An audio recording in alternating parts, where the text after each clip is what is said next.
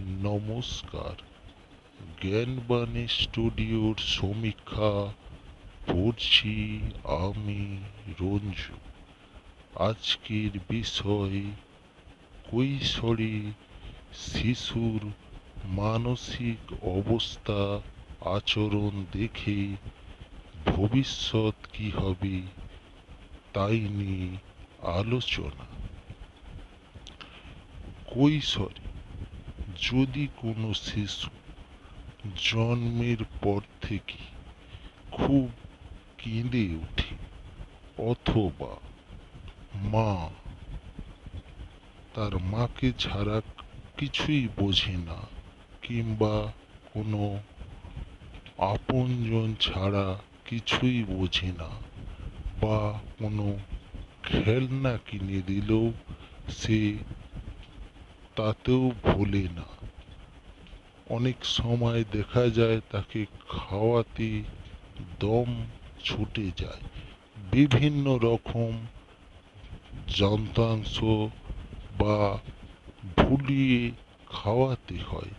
সেক্ষেত্রে দেখা যায় সেই সমস্ত শিশুরা ভবিষ্যতে প্রচণ্ড জেদি হয় এবং যত বড় হতে থাকে তাদের জেদের সংখ্যা খুব বেড়ে যায় এবং যাকে বলে ছোটবেলাতেই এরা খুব দুষ্টু প্রকৃতির হয়ে থাকে। দেখা যায় এরা জন্ম থেকে 5 বছর পর্যন্ত খুবই দুষ্টু থাকে। এটা ওটা ভাঙা, এটার সঙ্গে যাকে বলে আনকুটানি করা। সেই রকম বাচ্চারা বড় হয়ে কি হতে পারে সে সম্বন্ধে আমাদের ধারণা এখন থেকেই সাবধান হওয়া উচিত।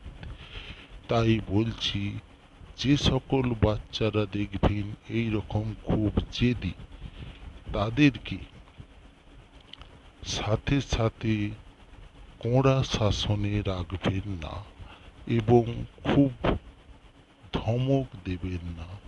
সব সময় বোঝাতে থাকবেন এবং জীবনের মানে সম্পর্কে ইতিবাচক দিকটা তুলে ধরবেন এবং নেগেটিভ দিক কি সেই সম্বন্ধে তাকে আগেই বোঝানো দরকার। কোনটা ভালো কোনটা খারাপ খুব কেয়ারিং বা কেয়ারফুলভাবে এদেরকে যত্ন নেওয়া দরকার। এরা কারণ এরা বড় হয়ে যেটা দেখা যায় খুব মানুষকে এরা বিশ্বাস করে ফেলে, যার ফলে এই সকল শিশুরা বড়তে অর্থাৎ যখন 12, 13, 14, 15, 16 ইয়ার এজ হয় এরা বন্ধু বান্ধবদেরকে খুব বিশ্বাস করে ফেলে। এর ফলে কি হয়, এরা ভুল পথে চালিত হয়ে যায়। সেই বন্ধু বান্ধবরা যেদিকেই নিয়ে যাবে এরা সেদিকেই যেতে চাইবে।